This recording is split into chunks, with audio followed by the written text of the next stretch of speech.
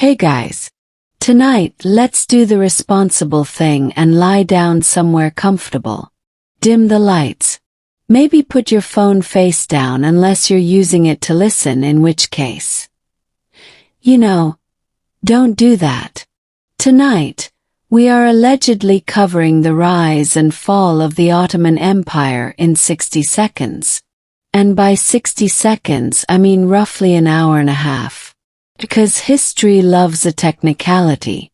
This is a story about ambition, dynasties, bad family planning, enormous hats, emotional repression, and the slow realization that maybe, just maybe, conquering half the known world comes with some long-term stress.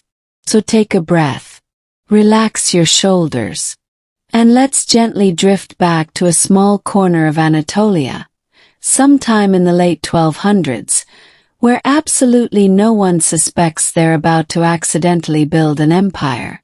We begin with a man named Osman. Of course his name is Osman. The empire will later be called the Ottoman Empire, which is just Osman wearing a European trench coat. Osman I was a minor tribal leader. Very minor. So minor that if history were a high school yearbook, he'd be somewhere in the background, slightly out of focus, wearing a helmet that doesn't quite fit. He ruled a small group of Turkic nomads on the edge of the collapsing Byzantine Empire. And the Byzantines, at this point, were already doing that thing where they technically exist but emotionally checked out centuries ago. Osman didn't start with a grand vision. There were no 5-year plans. No inspirational speeches. Just vibes, horses, and a general sense of, well, no one's stopping us. And that, historically speaking, is how most empires begin. Osman's people were Ghazis, frontier warriors, who enjoyed raiding, praying, and not asking too many questions about long-term governance. They lived between worlds. Muslim but surrounded by Christians. Nomadic but slowly settling down.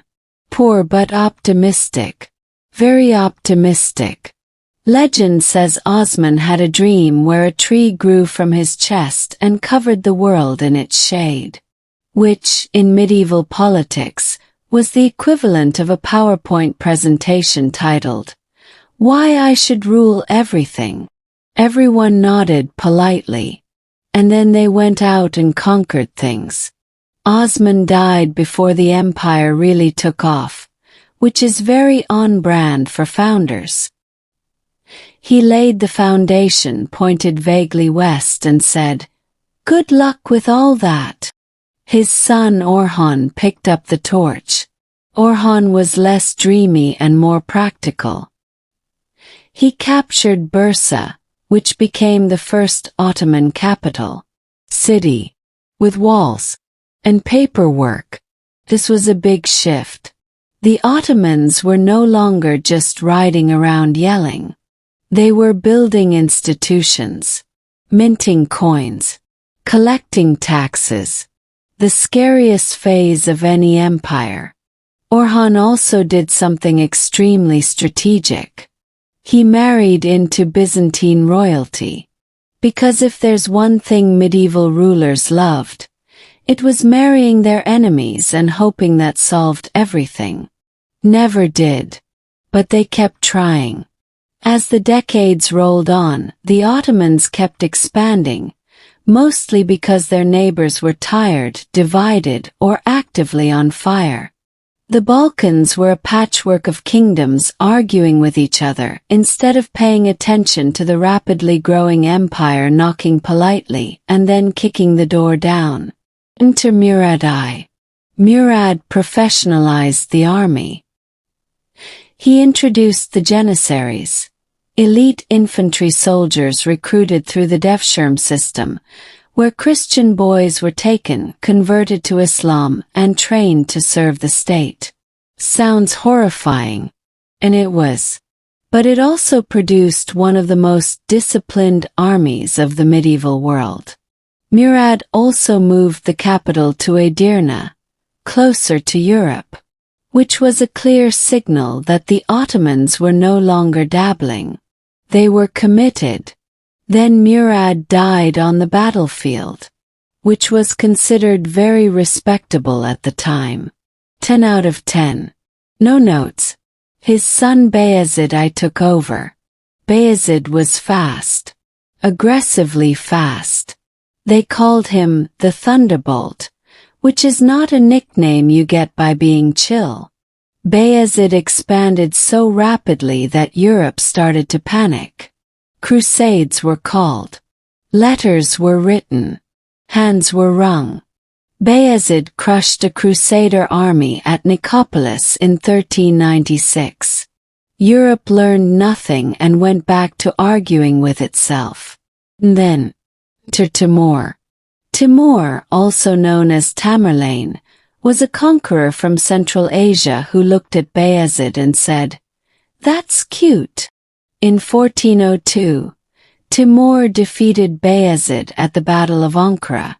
Bayezid was captured, and then he died shortly after, possibly from despair, possibly from illness, possibly because his life had become a very long, very bad week.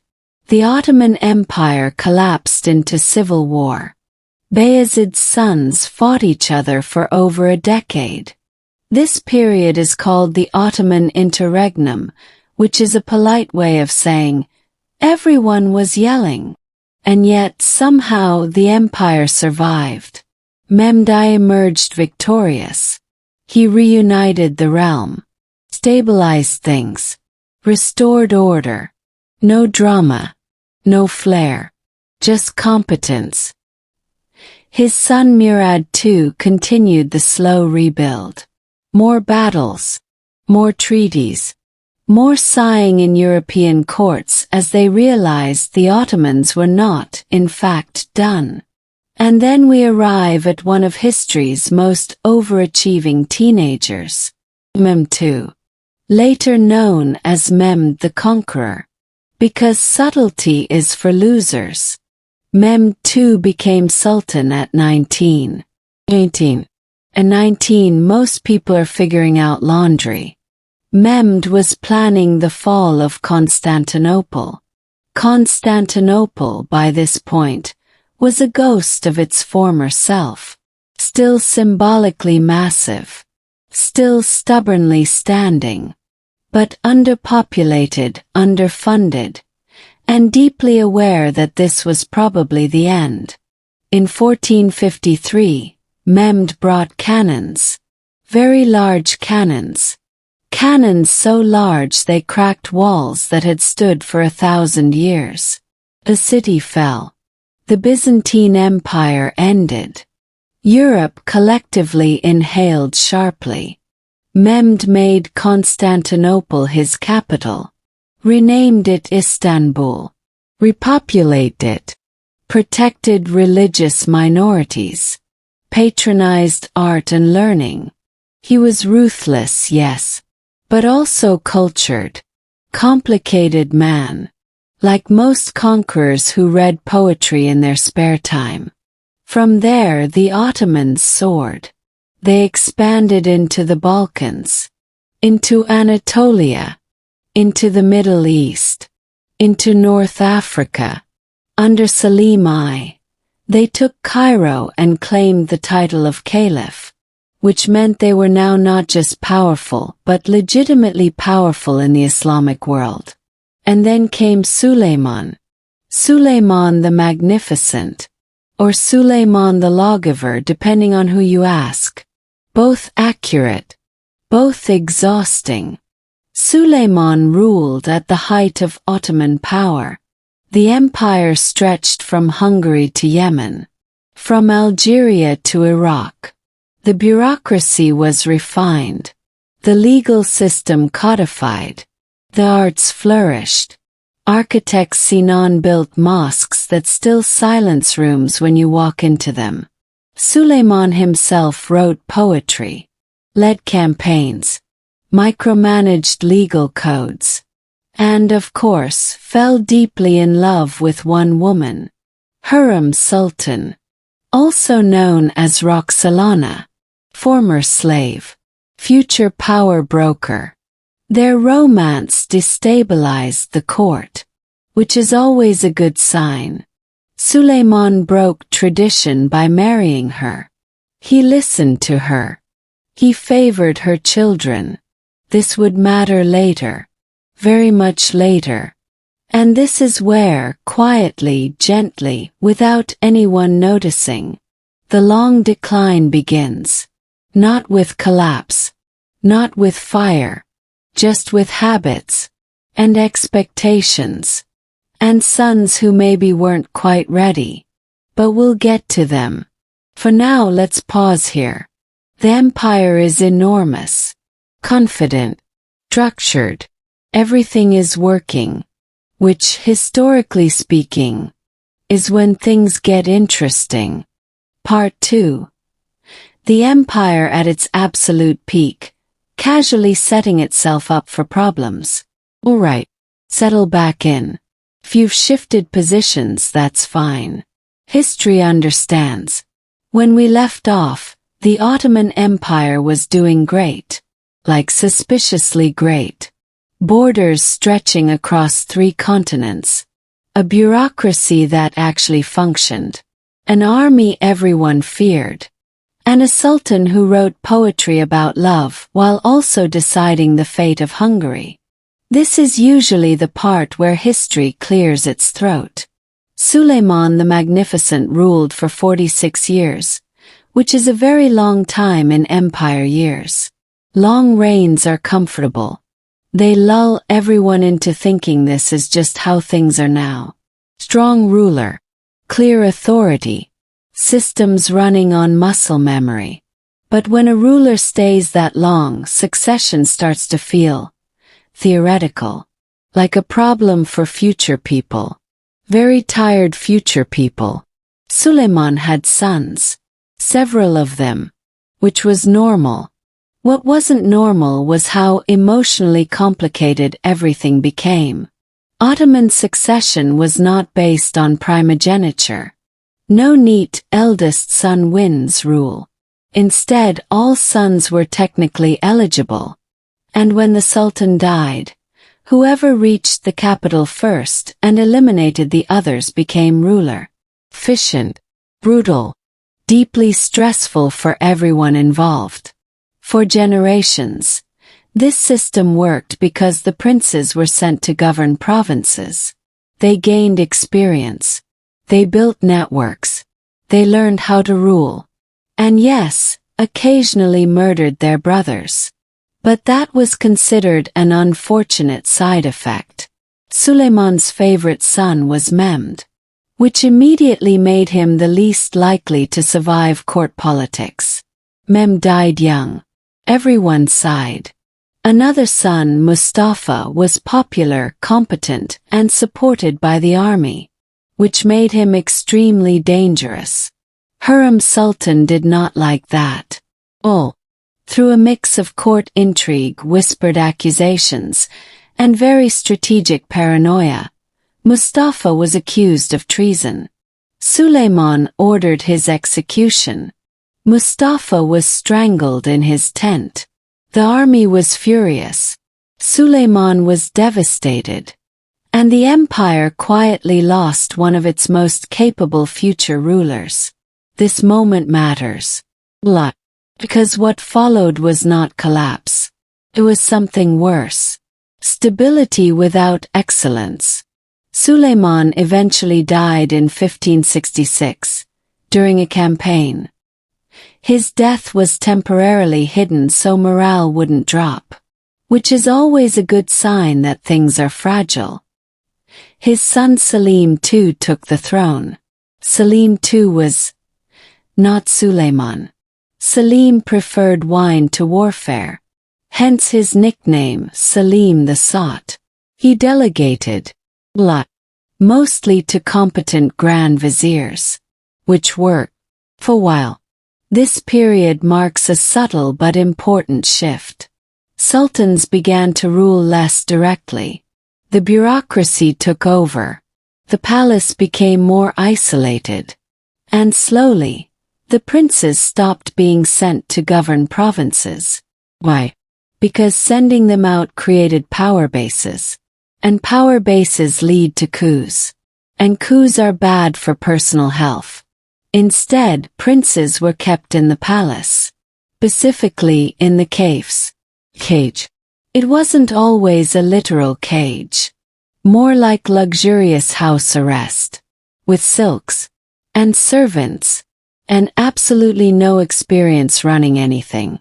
Princes grew up isolated, paranoid, and deeply bored. Then, suddenly, one of them would become sultan. Surprise! You're in charge of an empire now. Good luck. Selim too died after slipping in a bath. Which is not how anyone wants to be remembered. His son Murad III took over. Murad was deeply religious. Also deeply anxious. He relied heavily on his mother, Nurbanu Sultan. Welcome to the era of the imperial harem. For a long stretch of Ottoman history, real power drifted toward the women of the palace. Mothers. With concubines. This period is often called the Sultanate of Women, which sounds dramatic, and it was, but also administrative. These women were educated, politically savvy, and fiercely protective of their sons. Murad III fathered many children. Too many. So very many. When he died, his son Mehmed III became sultan, and immediately ordered the execution of 19 brothers. 18. This was technically legal, and considered stabilizing. It also traumatized everyone involved, including the sultan. After this, fratricide became less common. Not because it was immoral, but because it was bad for vibes. Meanwhile, the empire was still expanding. The Ottomans fought wars against the Habsburgs, against the Safavids, against Venice. Some victories, some losses, lots of expense. And this is where economics quietly enters the room. European trade routes shifted after the discovery of the Americas. Silver flooded markets. Inflation rose.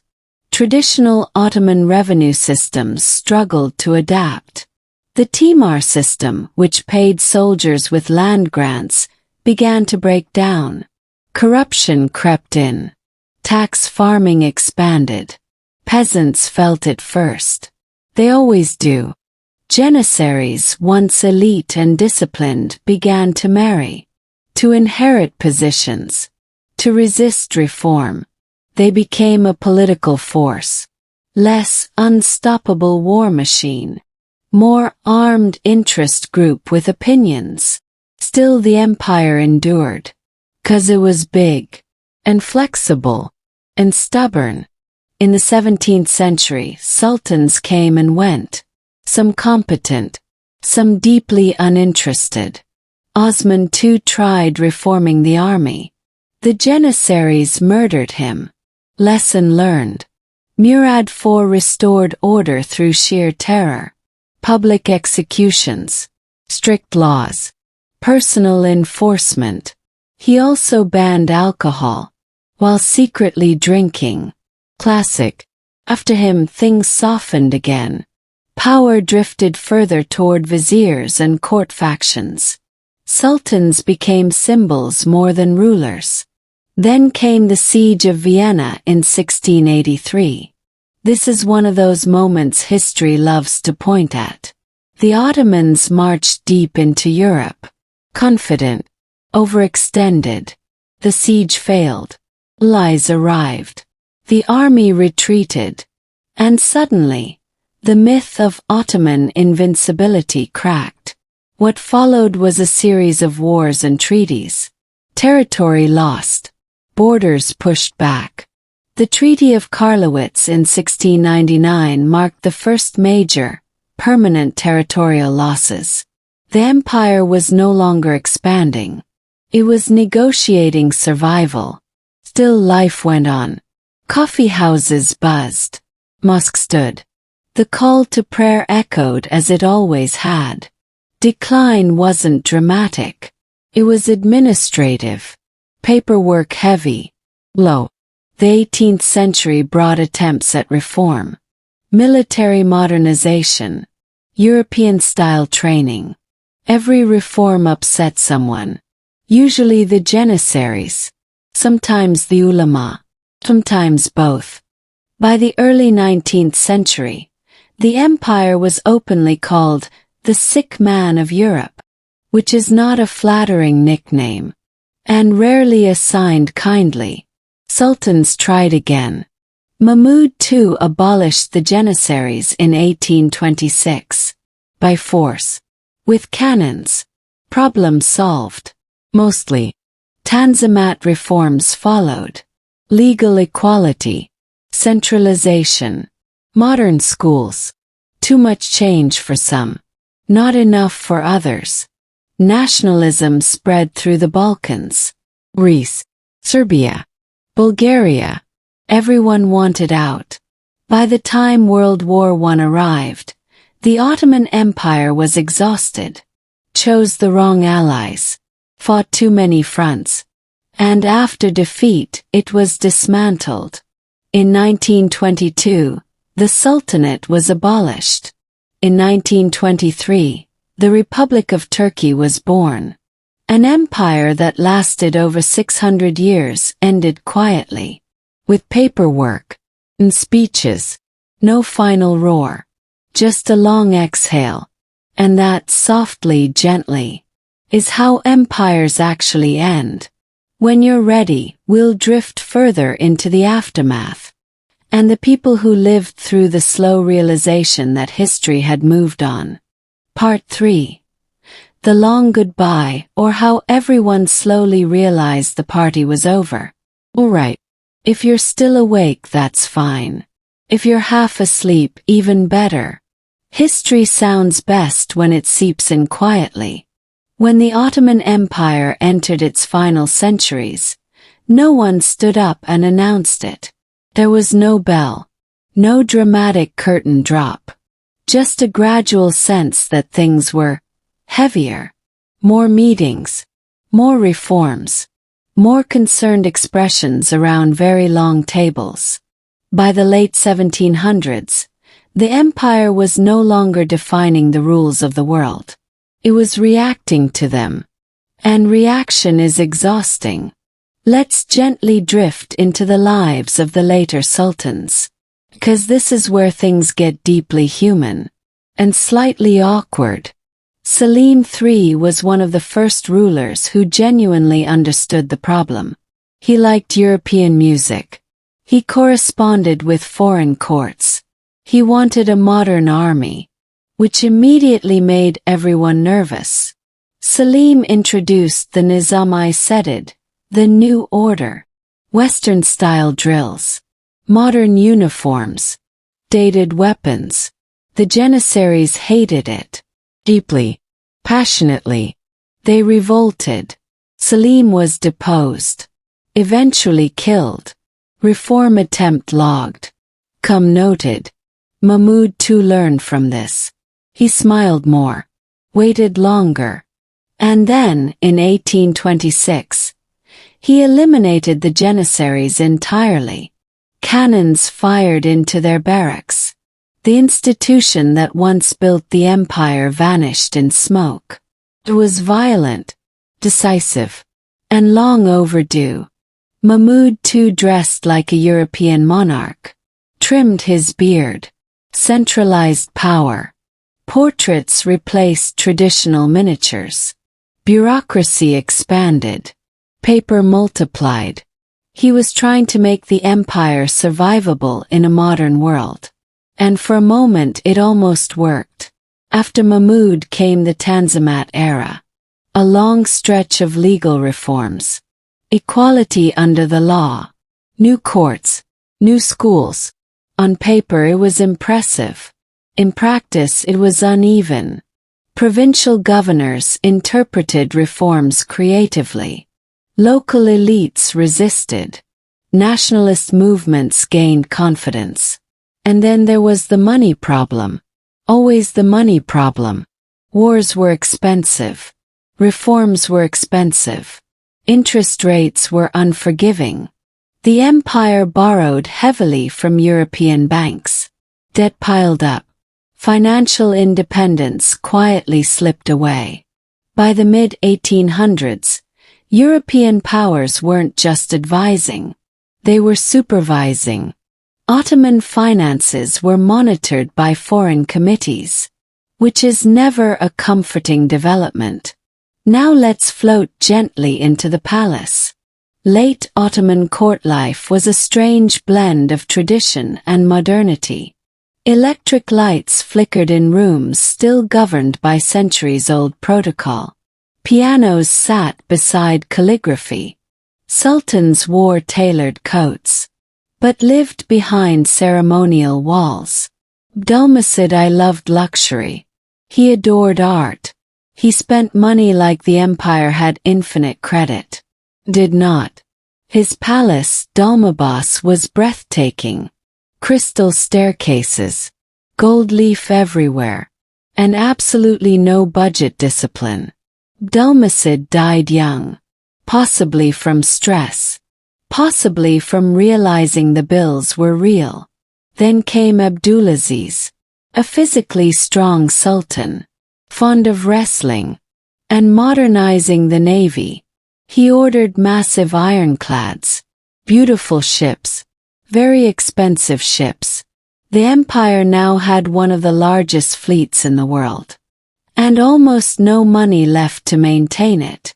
Abdulaziz was deposed, found dead shortly after, officially a suicide. History raised an eyebrow, then moved on. Next was Murad V. He ruled for just 93 days. Murad was sensitive, artistic, likely suffering from severe anxiety. The pressure broke him. He was declared mentally unfit, removed quietly. He spent the rest of his life confined, listening to music, reading, waiting. Which brings us to Abdul Hamid II. Abdul Hamid II ruled for over 30 years. And he ruled cautiously, paranoidly, meticulously. He suspended the constitution, centralized authority, expanded intelligence networks. Spies were everywhere. Letters were opened. Conversations monitored. Abdul Hamid believed the empire could survive by being careful, by playing powers against each other, by delaying collapse one compromise at a time. And to be fair, he did delay it. Railways expanded. Telegraph lines spread. Education improved. But repression grew. Dissent simmered. And then came the Young Turks. They were officers, intellectuals, reformers. They wanted constitutional rule, national revival, less fear. In 1908, they forced Abdul Hamid to restore the constitution. The empire briefly felt hopeful again. Crowds celebrated. Newspapers printed freely. Politics buzzed. But optimism has a short shelf life. Internal divisions surfaced. Ethnic tensions rose. Power struggles multiplied. Abdul Hamid was deposed in 1909. Exiled. Later brought back during wartime. He died quietly. A man who spent his life trying to outweigh history. And history won anyway. The final sultans ruled shadows. Mehmed V was symbolic. Mehmed VI inherited catastrophe. World War I arrived like a storm no one could outrun. The empire sided with Germany, partly from desperation, partly from hope. Campaigns were launched on multiple fronts. Caucasus, Gallipoli, Mesopotamia. Some victories. Many losses. Resources drained. Lives lost. By war's end, the empire was broken. Allied forces occupied Istanbul. Treaties carved territory away. Provinces became mandates. Arab lands separated. Balkans gone. North Africa long lost. The Sultan remained. But authority did not. Mustafa Kemal emerged. Soldier. A nationalist. He rejected imperial nostalgia. Called for a republic. In 1922, the Sultanate was abolished. Mehmed VI left on a British ship, carrying memories of a vanished world. In 1924, the Caliphate ended too. The last symbolic thread cut. And just like that, 6 centuries of rule dissolved into modern borders. Former palace residents adjusted. Some struggled. Some faded quietly. Palaces became museums. Thrones became displays. Tourists walked through halls once thick with intrigue, reading plaques, taking photos. The empire lived on in architecture, in language, in cuisine, in habits no one questioned anymore. The Ottoman story wasn't one of sudden ruin. It was endurance, adaptation, delay. A long attempt to remain relevant in a world sprinting ahead. And maybe that's why it feels so human. Not tragic, not heroic, just tired. We'll continue drifting through the echoes next time. Because history doesn't end, just gets quieter. Part 4. Echoes, Leftovers, and the Awkward Morning After the Empire. Alright, let's keep drifting. No need to rush. Empires waited centuries to fall. We can take our time talking about what came after. When the Ottoman Empire officially ended, nothing physically exploded. No castles crumbled on cue. No dramatic musical sting.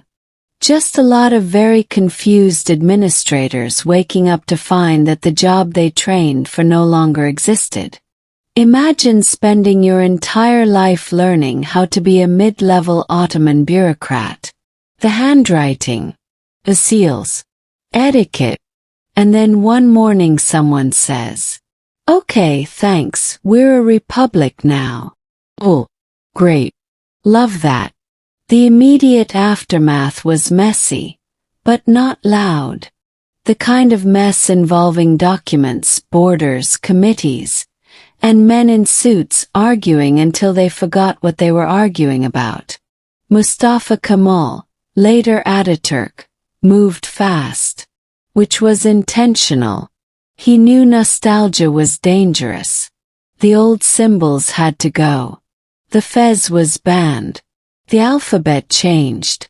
The calendar changed. Even time itself was told to behave differently. Religion was separated from state power. Courts were secularized. Education restructured. For people who grew up Ottoman, this felt like waking up in someone else's house. Same walls, different rules. Former members of the imperial family were exiled, given passports, minimal money, maximum emotional damage. Some ended up in Paris, some in Cairo, some just drifting. They were no longer dangerous, just inconvenient reminders. Meanwhile, across former Ottoman lands, everyone else was also trying to figure out what just happened. Borders drawn by European diplomats sliced through communities that had existed for centuries. Languages overlapped. Identities blurred. And suddenly people were told they were now citizens of something new. Congratulations. In the Balkans, new states struggled with their own internal tensions. In the Arab world, mandates replaced imperial rule. French and British administrators stepped in, promising guidance. History smiled thinly. Many former Ottoman subjects remembered the empire not as glorious or cruel, but as distant. Tax collector. Judge. A flag you saluted and didn't think about much afterward. Empires at their end are rarely remembered accurately. They become symbols, screens for projection. Some remembered order. Some remembered stagnation. Some remembered corruption. Most remembered paperwork. And yet, the legacy lingered everywhere. In architecture, in food, in loanwords hiding inside modern languages like little historical Easter eggs. Coffee culture. Ottoman. Stuffed vegetables. Ottoman. The habit of arguing politics endlessly over tea. Extremely Ottoman. Even today, people walk through former imperial cities without realizing they're following roads planned centuries earlier. Market layouts. Water systems. Mosque courtyards designed for airflow before air conditioning was even a dream. History doesn't disappear. It just becomes furniture. Now let's gently talk about memory. Because this is where things get complicated and quiet. In Turkey, the Ottoman past went through phases. First rejection, then curiosity, then selective nostalgia. Early Republican narratives painted the empire as backward, corrupt, and obsolete. This helped justify radical change. Later generations softened. Sultans became characters. Palaces reopened. TV dramas emerged. Lots of TV dramas. Suddenly, everyone had very strong opinions about palace intrigue from 500 years ago, which is impressive. Elsewhere, the empire became shorthand for oppression or stability depending on who you asked. And when? And why? Historians argued. Politicians referenced selectively. Poets sighed. Which brings us back to something important. The Ottoman Empire wasn't exceptional in how it fell. It didn't fail because of one bad sultan, or one war, or one reform gone wrong. Its systems were designed for a different pace of life, a different kind of world. When the tempo changed, industrialization, nationalism, global finance, adaptation became harder. Not impossible, just slower. And slowness is deadly in modern geopolitics. But here's the strange thing. For an empire that lasted over 6 centuries, the Ottomans were remarkably flexible. They changed laws, adopted technology, reorganized governance. They just couldn't change fast enough, which is relatable. Now let's float back one last time to the personal side. Think about the last sultans. Men raised in ceremonial isolation, surrounded by protocol, taught to rule something that no longer existed. Mehmed VI wasn't cruel or incompetent. He was overwhelmed. When he left Istanbul, crowds didn't cheer or riot. They watched, quietly. That silence says a lot. Empires don't usually end with hatred. They end with fatigue. People stop believing they matter. And once belief goes, everything else follows. Today, the Ottoman Empire survives mostly as a case study. In balance, in longevity, in how power spreads, stabilizes, and slowly stiffens.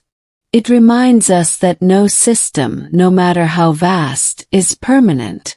And no decline feels dramatic while you're living inside it.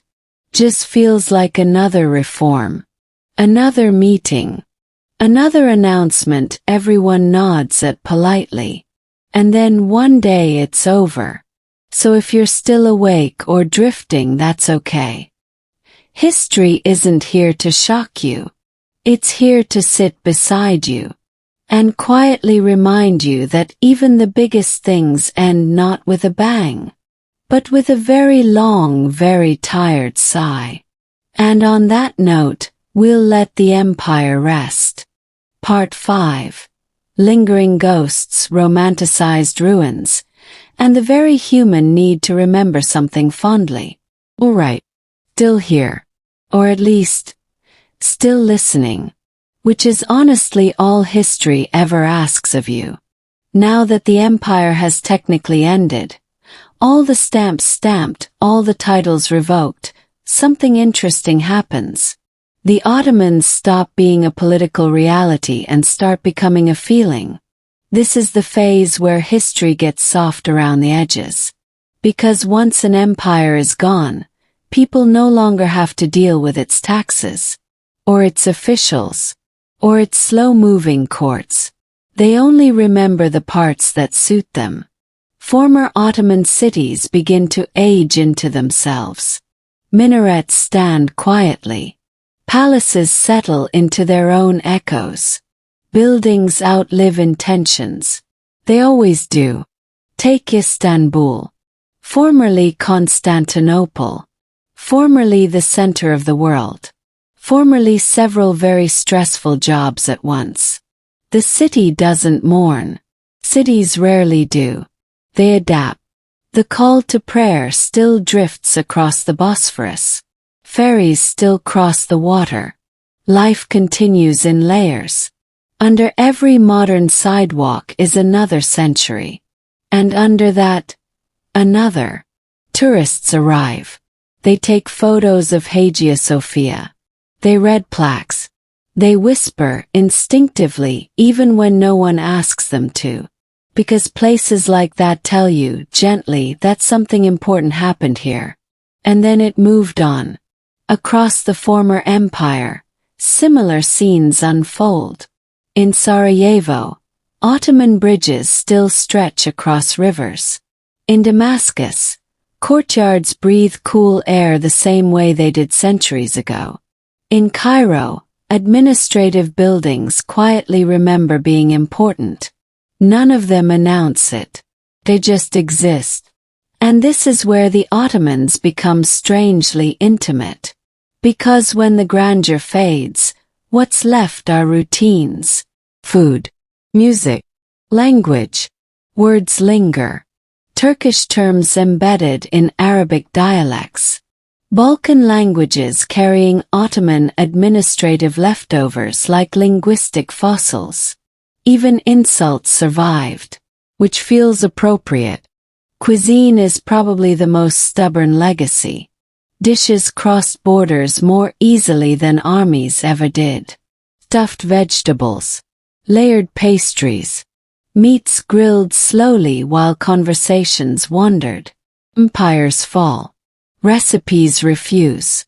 And then there's memory. In Turkey, the Ottoman past eventually softened into something usable. Not shameful. Not sacred. Just there. Sultans became names on schools. Mosques became heritage sites. Imperial aesthetics returned quietly, minus the politics. People argued about which sultan was underrated. Which one ruined everything. Which one deserved a better biopic. This is how you know history has become safe. Elsewhere, the memory was more complicated. In parts of Eastern Europe, the Ottomans were remembered as occupiers, as outsiders, as centuries of being ruled by someone else's rules. In parts of the Middle East, they were remembered as distant administrators. Not oppressors exactly. Not protectors either. More like a landlord who rarely showed up in person. And in both cases, nostalgia occasionally crept in. Because modern problems have a way of making old problems seem manageable by comparison. This happens with every fallen empire. Boom. The Habsburgs. The British Empire. Once they're gone, people stop remembering the paperwork and start remembering the order. Or at least the illusion of it. But here's the quieter truth. The Ottoman Empire wasn't one thing. Changed constantly. Adapted. Rebranded itself multiple times. Early Ottomans were frontier warriors. Later Ottomans were administrators. Even later Ottomans were reformers desperately trying to look modern enough to survive. Trying to reduce 6 centuries into one personality never works. But we keep trying anyway. And maybe that's because we like stories with clear arcs. Beginnings. Middles. History rarely gives us that satisfaction. For most people living under the empire, life didn't feel imperial. Felt local. You worried about harvest, marriage, weather, taxes. The Sultan was a name on a coin. A face you might never see. Which is why the empire could fade without mass hysteria. For many, daily life continued with new flags and familiar routines. And that's the most unsettling part of all. Massive systems can vanish, while individuals barely notice. Now let's gently zoom back out. The Ottoman Empire is often described as a bridge between worlds, East and West, medieval and modern. But bridges are meant to be crossed, not lived on forever. The Ottomans held space long enough for Europe to transform, for global trade to shift, for nationalism to grow teeth. By the time the world demanded speed, the empire still moved by tradition. Not because it was stupid, but because it was old. And old systems value continuity over disruption. Until disruption shows up anyway. There's something almost comforting in how undramatic the end really was. No final battle worthy of legend. No emperor falling dramatically from his throne mid-sentence. Just reforms. And counter-reforms. And eventually, replacement. Which makes the Ottomans strangely relatable.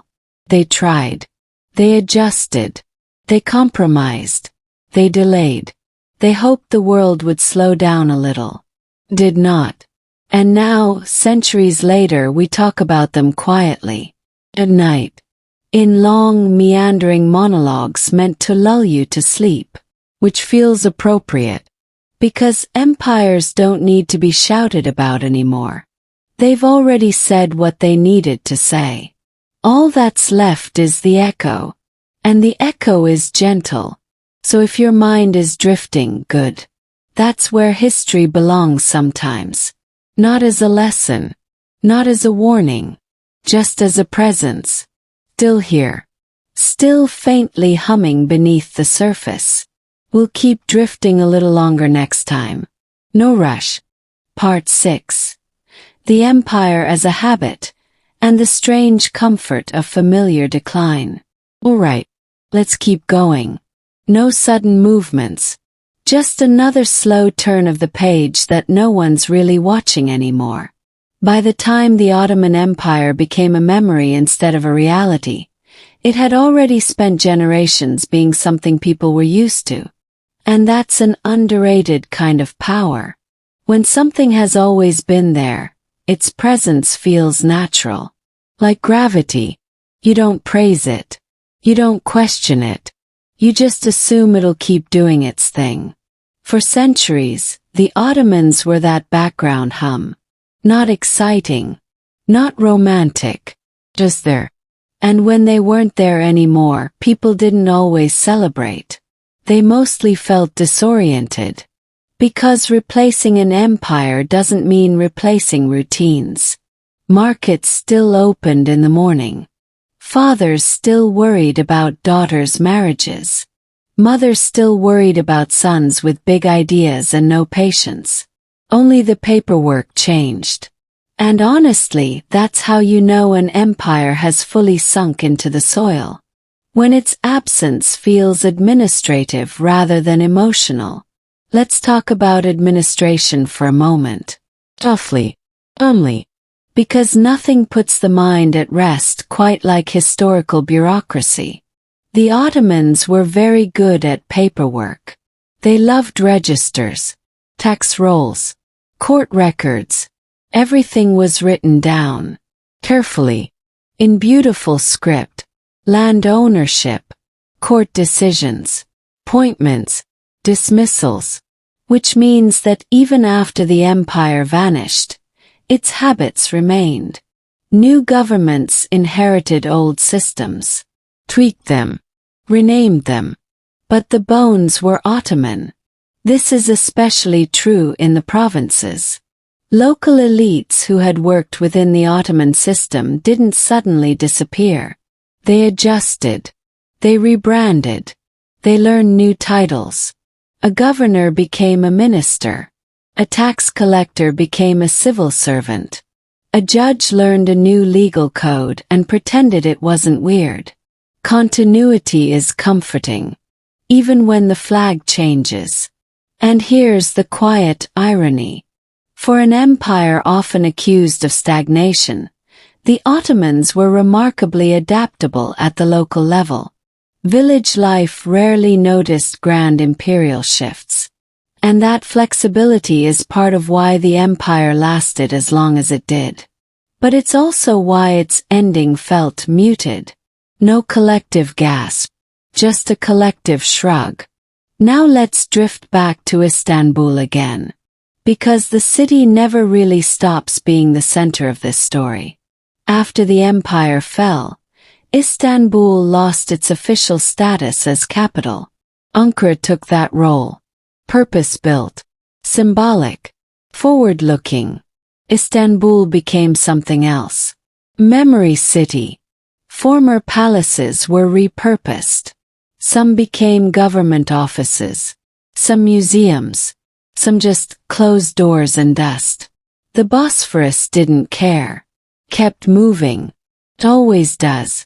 And the people adapted. They always do. Old men who once bowed to imperial portraits now read Republican newspapers. Young people grew up with stories about sultans that sounded unreal, like myths. And that's when nostalgia starts to ferment. Not for the empire as it was, but for the idea of permanence. 'Cause modern life moves quickly. Borders shift. Governments fall. Currencies fluctuate. An empire that lasted 6 centuries starts to look reassuring in hindsight. Even if it wasn't. So the Ottomans slowly became a symbol of stability. Which is funny. Because they were constantly improvising. History has a habit of smoothing out panic once enough time has passed.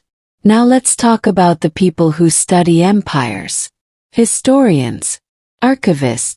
The quiet ones. They sit in rooms filled with paper. Letters. Orders. Petitions. And what they find isn't grandeur. It's anxiety.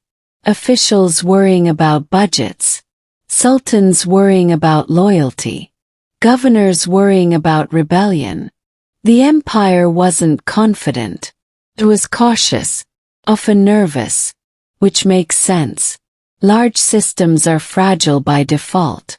The Ottomans survived not by believing they were unstoppable, but by constantly adjusting to the fear that they weren't. That fear never left, even at their peak, especially at their peak. And maybe that's why the decline wasn't shocking. They had been preparing for it emotionally for centuries. By the 19th century, Ottoman officials openly discussed survival strategies. Not expansion, not dominance, survival. That's a very different mindset. You stop asking, how big can we get? And start asking, how much can we lose without collapsing? It's a quiet shift. But once it happens, the ending becomes inevitable. Still, inevitability doesn't mean meaninglessness. The Ottoman Empire shaped lives in ways that lasted long after its institutions disappeared. Family names, property lines, legal precedents, even habits of thought. The way authority was viewed. The way compromise was valued. The way endurance was normalized. And that endurance matters. Because it reminds us that history isn't just about dramatic turning points. It's about long stretches of people waking up, doing their jobs, and adjusting to slightly worse conditions than the year before. Until one day, someone decides to call it something new. And life goes on. So if your thoughts are drifting, good. This is the right pace. Empires aren't meant to be understood all at once. They're meant to fade into the background. Like a sound you don't notice until it stops. We'll keep moving gently forward. There's still more quiet left in this story. Part 7. When an empire becomes a mood, and history learns to whisper. Alright. Still drifting. Still comfortable. No need to adjust unless you really want to. The empire isn't going anywhere anymore.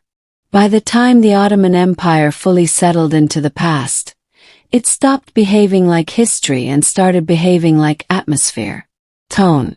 Background presence. Something you feel more than you can point to. This is what happens when something lasts long enough. It stops being an event and becomes a habit of thought. People didn't wake up missing the Ottomans. They woke up missing the predictability of yesterday, which is very human. In former Ottoman lands, memory softened around the edges. The harsh parts dulled first. The everyday parts lingered. Words, markets, neighborhood rhythms. Empires aren't remembered through proclamations. They're remembered through routines.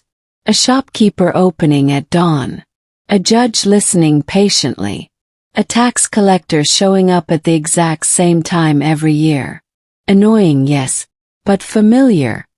And familiarity is comforting when everything else feels unstable. Let's talk about the idea of decline for a moment. Because historians love the word. People living through it rarely use it. Decline sounds dramatic. Like a downward slide. Like everyone noticed. In reality, decline feels like maintenance issues. A bridge not repaired on time. A salary paid a little late. A law enforced unevenly. Small things. Accumulative things. The Ottomans didn't fall because they were uniquely flawed. They fell because the world around them demanded speed, scale, and specialization. And empires built on negotiation and patience struggle with that. The system valued balance. Balance takes time. And time stopped being available. By the late 19th century, newspapers openly debated whether the empire could survive, which is never a great sign. But even then, people kept living their lives. Children were born. Schools opened. Festivals happened. History's endings are rarely felt in real time. Now, let's gently return to the personal again. Because even vast systems end up inside individual lives. Think of a mid-level Ottoman official in 1910. Educated. Literate in Ottoman Turkish. Trained in imperial law. He believes in the state. Not passionately. Just reliably. 10 years later, the state is gone. The language is changing. The script is unfamiliar. He's not angry. He's tired. That exhaustion is the real legacy of long empires. Not resentment.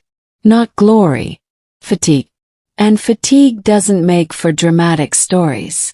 It makes for quiet adjustments. Some former officials adapted quickly. Learned new systems. Joined new governments. Others didn't. They faded. Their skills suddenly irrelevant. History rarely pauses to say thank you. Now, somewhere in this quiet aftermath, the Ottomans begin to reappear, not as rulers but as characters. In novels, in poetry, in television, they become exaggerated, simplified, polished. Sultans become either geniuses or fools. Harems become symbols rather than places. Politics becomes personal drama, which is understandable. Stories need shape. But real empires don't behave that way. They move slowly. They contradict themselves. They survive things that should kill them. And then they don't. The Ottoman Empire survived plagues, crusades, civil wars, economic collapse. It survived being outdated for a very long time. What it couldn't survive was relevance loss in a world obsessed with efficiency. That's not a moral failing. It's a timing issue. And timing is the most unforgiving force in history. Today, when people talk about the Ottomans, they often project modern concerns backward. Identity, religion, power. But the people living inside the empire were mostly thinking about harvests, taxes, and whether their roof would survive the winter, which is grounding and oddly comforting, because it reminds us that history isn't built by symbols. It's built by ordinary days stacked on top of each other. 6 centuries of ordinary days. That's what the Ottoman Empire really was. Not 6 centuries of conquest. Not 6 centuries of decadence. 6 centuries of waking up and managing complexity. And eventually, complexity won. So if you're feeling your thoughts wander, that's perfect. That's exactly how empires fade. They don't demand attention anymore. They don't need to. They've already shaped the world you live in. You're just noticing the echo now. We'll keep drifting. No conclusion yet. History doesn't like being wrapped up too neatly. Part 8. The Empire After Midnight, when everything is quiet enough to admit the truth. Alright. Still here. Still drifting. Still letting the past hum softly in the background like an old appliance no one remembers buying. By now, the Ottoman Empire isn't really an empire anymore. It's a reference point. Comparison. A back when things were. Kind of thought that trails off before finishing the sentence. And that's where history finally becomes honest. Because once enough time passes, we stop arguing about whether something was good or bad. We just accept that it was.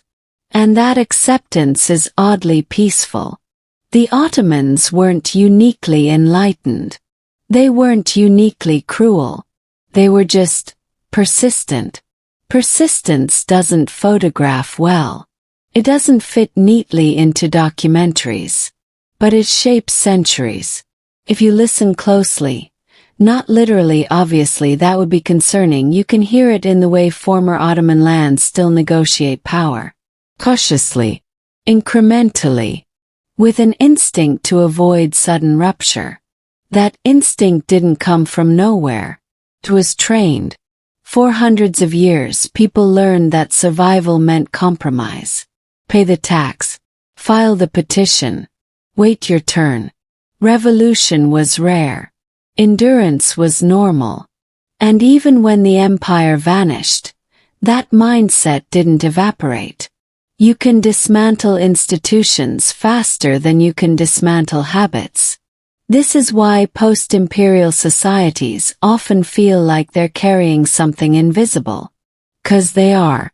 They're carrying memory without nostalgia, structure without loyalty, rhythm without the original music. Now let's talk very gently about modern conversations around the Ottomans. 'Cause they tend to be loud. And history hates loud conversations. People argue about whether the empire should be admired, or condemned, or reclaimed, or forgotten. But empires don't respond to opinion. They're immune to it. The Ottomans don't need defending. They don't need canceling. They don't need redemption arcs. They already did what they were going to do. They rose because the world allowed it. They lasted because they adapted. They fell because the world changed faster than adaptation could keep up. That's not ideology. That's entropy. And entropy doesn't care how impressive your mosques are, or how beautiful your calligraphy was, or how complicated your court etiquette became. Time flattens everything eventually, which sounds bleak, but it's actually soothing, because it means no system is obligated to be eternal, even the ones that feel overwhelming while you're inside them. The Ottomans once felt unavoidable, unshakable, permanent. They are now a chapter, very long one, but still just a chapter. And here's the strange comfort in that. Every generation inside the empire believed they were living in normal times. Not historic times, just times. They worried about bread prices, about bad winters, about their children making it through illness. They didn't know they were holding up something vast. They were just living, which means history isn't made by people trying to be remembered. It's made by people trying to get through the week. That's the quiet truth no empire advertises. And when the empire ended, life didn't feel like an ending. Felt like adjustment. New uniforms. New slogans. Same worries. That continuity is the final legacy. Not dominance. Not glory. Continuity. So if you've been half asleep through parts of this, good. You're experiencing the Ottoman Empire the way most people did. As background. The structure. As something that held long enough to stop being noticed. And when it disappeared, people noticed. Only because something else had to fill the space. History doesn't need excitement to matter. It needs time. The Ottomans had time. And they used it. And now they rest. In archives. In buildings. In habits. Not demanding attention. Just quietly existing. We'll let them do that. No big ending. No final judgment. Just the understanding that even the largest systems eventually become quiet enough to fall asleep to. And honestly, that feels like the most Ottoman ending possible. Part 9. When the empire finally stops explaining itself. Alright, we're deep into the quiet now. The kind of quiet where history stops trying to justify why it mattered and just sits there. By this point, the Ottoman Empire no longer needs a narrative arc. It doesn't need heroes. It doesn't need villains. It doesn't even need a conclusion. It's reached that rare historical state where it simply is what it was. And that's oddly calming. Most empires spend their afterlives being argued over. Rome gets turned into a warning. The British Empire becomes a debate club topic. The Ottomans linger. They linger because they were never about one idea. They didn't have a single ideology they could be reduced to. They didn't export a manifesto. They governed. And governance is boring enough to survive memory intact. Let's take a moment to appreciate just how unglamorous that is. For 6 centuries, the Ottomans maintained roads, collected taxes, resolved disputes about land boundaries that no one else wanted to touch. They issued decrees about grain storage, about water access, about which guild could sell what and when. No epic soundtrack, just regulations. And that's why their legacy feels strangely neutral. They weren't trying to convert the world into themselves. They were trying to keep things running. That doesn't make them good. Doesn't make them bad. It makes them administrative, which is the least cinematic form of power. And the most durable. Even after the empire dissolved, former Ottoman lands retained this deep respect for process. Paper mattered. Stamps mattered. Signatures mattered. Authority flowed through documents, not charisma. That mindset doesn't vanish overnight. Now let's drift into something softer. The way people talk about the Ottomans late at night. Not in classrooms, not in debates, but in passing. A grandmother referencing the old days. A shopkeeper naming his business after a sultan he never met. A street named for a battle no one remembers clearly. This is history at rest. It's no longer trying to teach you something. It's just present. And presence is powerful. Because when something becomes part of the background, it stops asking permission to exist. The Ottomans don't need defending because no one is attacking them seriously anymore. They don't need praise because they're not competing.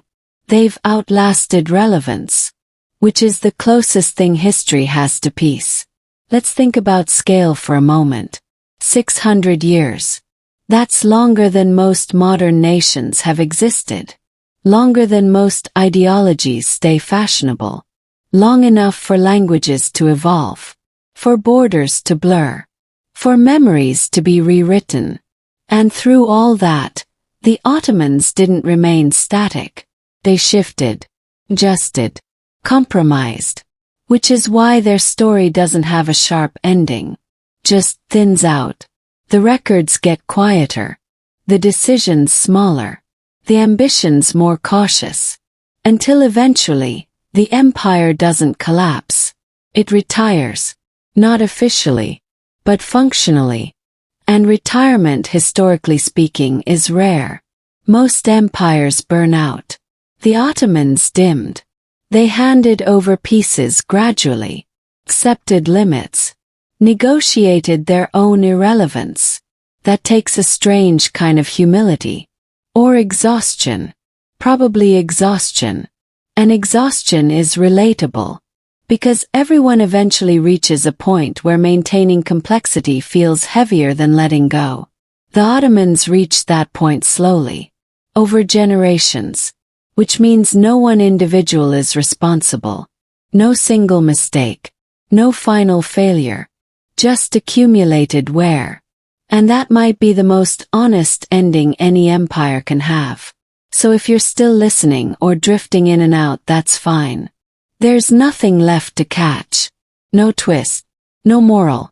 Just the quiet understanding that history isn't a performance. It's a process. And processes don't need applause. They end when they're done. The Ottoman Empire was done. And it knew it. Which is why it stepped aside with paperwork instead of panic. And honestly, that feels like the most fitting conclusion imaginable. We'll stay here a little longer next time. No rush. History isn't going anywhere. Part 10. The Aftertaste of Empire, or Why Nothing Ever Fully Leaves. Alright. We're very far in now. The lights are low. The empire has stopped insisting on anything. Just present. Which is usually when the most honest thoughts show up. Because even when an empire ends, it doesn't actually leave. It just changes how it occupies space. The Ottomans didn't pack up and vanish. They seep into institutions, into expectations, into the quiet way authority is approached. You can still feel it in former imperial capitals. Not as pride, not as resentment, as familiarity. People know what large systems feel like. They know what distant power sounds like. They recognize it instinctively. That recognition is inherited. And that's the part history textbooks rarely explain. Empires train people emotionally. They teach patience. They teach caution. They teach when to speak and when to wait. For 6 centuries, the Ottomans taught millions of people how to live under something vast and slow-moving. That lesson didn't expire with the Sultanate.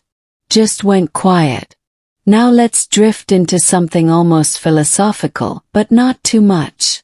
We don't want anyone suddenly waking up to take notes. The Ottomans existed in a time when identity was flexible. You were defined more by profession, religion, and location than by nationality. Modern nationalism changed that, sharpened it, made identity louder. But the old habits lingered. Even today, in many former Ottoman lands, people juggle identities effortlessly.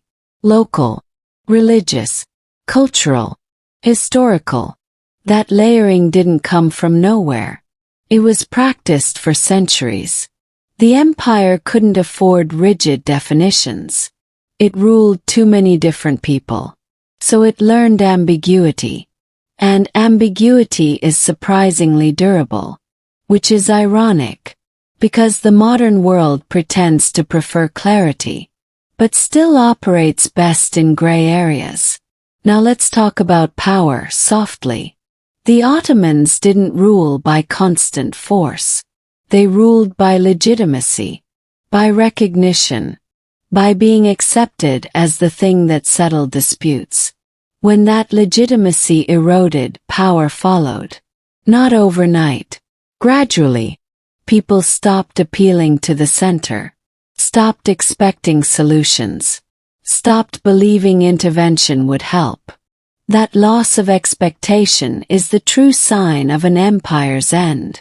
Not rebellion, not invasion, disengagement. And disengagement is quiet. You don't hear it happen. You notice it later when no one shows up anymore. By the late Ottoman period, that disengagement had spread. The empire still existed on maps. But emotionally, people were already preparing for something else. Which makes the final abolition feel less like a shock, and more like confirmation. Now let's gently acknowledge something uncomfortable. Empires often outlive their usefulness. But they rarely outlive their habit. People continue acting as if the empire still exists long after it doesn't. Waiting for permissions. Deferring decisions, assuming oversight. That lag can last generations. And that's not a flaw. It's inertia. The Ottomans built a system that moved carefully, deliberately, with layers of approval. That approach made sense in a world without instant communication. Less so afterward. But habits don't update automatically. So when the empire disappeared, people didn't suddenly feel free. They felt unsupervised. Which is not the same thing. Freedom requires confidence. And confidence takes time. This is why post-imperial periods are often messy. Not because people are incapable, but because the rules they internalize no longer apply. The Ottomans had rules for everything. From land disputes to market weights to ceremonial seating. When those rules vanished, new ones had to be invented. Quickly, imperfectly, and people complained. Constantly. Which, honestly, is one of the strongest signs of continuity. Now let's drift toward something even quieter. The Ottoman Empire was never meant to be remembered like a myth. It didn't offer a single founding story everyone agreed on. Didn't promise utopia. Promised order. Order isn't inspiring, but it's comforting. And once it's gone, people miss it, even if they hated it while it existed. That's the paradox.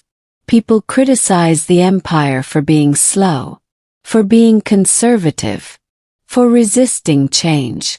And then, when it's gone, they complain about instability.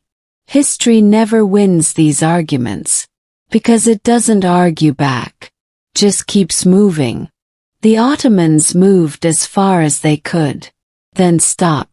And now they exist as residue. In laws, in buildings, in unspoken expectations.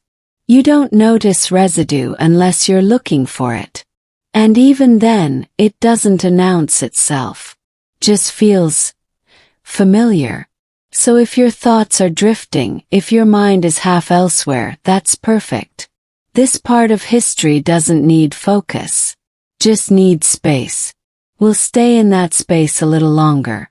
No urgency. No climax. Empires don't need finales. They've already said enough.